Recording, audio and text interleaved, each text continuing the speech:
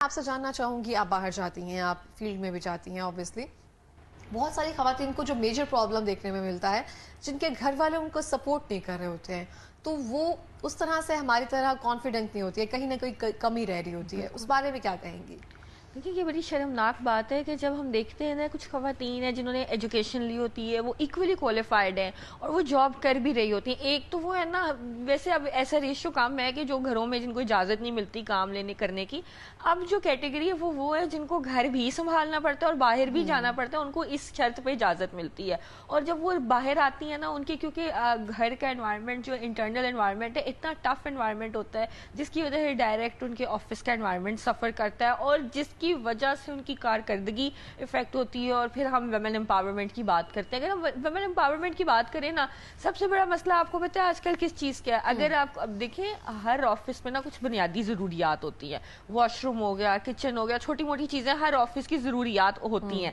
لیکن day care centre آج بھی ہماری لیسٹ ترجیح ہے. بڑے آفیسز میں تو شاید کوئی ڈے کیئر سینٹر ہوتا ہو، لیکن میرا تو خیال ہے کہ جو زمانہ آج کل چل رہا ہے، ہر سرکاری دفتر میں، چاہے وہ کسی پیون کا دفتر ہے یا کوئی بھی چھوٹے لیول کا دفتر ہے یا کسی جج کا دفتر ہے یا کسی بیوروکریٹ کا دفتر ہے، انفیکٹ سی ایس پیز کے آفیسز میں بھی یا تھانوں میں بھی ڈے کیئر سینٹرز اویلیبل نہیں ہیں. جبکہ اگر ایک خاتون کسی تھانے میں سرو کری ہے یا کسی جج سرو کری ہے یا کسی پرائیویٹ آفس میں سرو کری ہے یا کسی ٹی وی چینل پہ سرو کر رہی ہے، تو سب سے بڑی ضرورت اس کے بچوں کی دیکھ بھال ہونی چاہیے جن کو وہ ساتھ لے کے آ رہی ہے اور کیئر کر سکے. تو ڈے کیئر سینٹر کا نہ ہونا سب سے بڑی ایک ہماری جو سرکاری لیول پہ، نیشنل لیول پہ، پولیٹیکل سوشل لیول پہ فیلئر ہے ہمارا، کہ آج ہر چینل یا ہر ادارہ جو ہے ویمن امپاورمنٹ کی بات کرتا ہے، ایکوالٹی کی بات کرتا ہے. ایکوالٹی کا مطلب اگر ہم لا کی بات کریں نا، تو لا میں نیگیٹو ڈسکریمنیشن ہے کہ دو قسم کے جو ہے نا آپ کے معاشرے میں